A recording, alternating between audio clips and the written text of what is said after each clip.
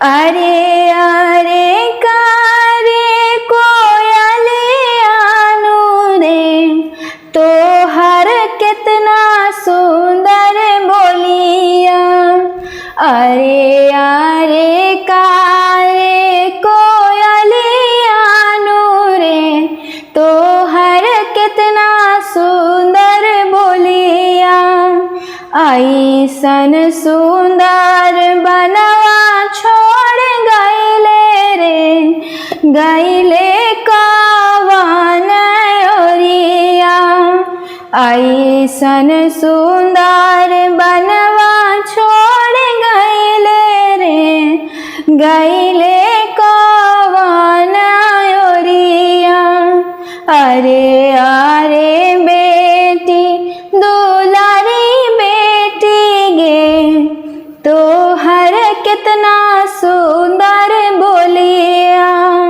अरे अरे बेटी दुलारी बेटी गे, तोहर कितना सुंदर बोलिया। ऐसन पापा के घरवा छोड़ गईले गे, गईले कवन ओरिया। ऐसन पापा के घरवा छोड़ गईले गे, गईले कवन ओरिया। अजी अजी पापा अपन पापा जी, तोहर मोतिया हेरवला। अजी अजी पापा अपन पापा जी, तोहर मोतिया हेरवला।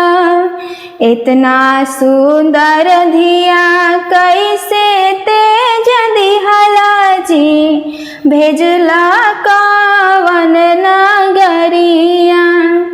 इतना सुंदर धिया कैसे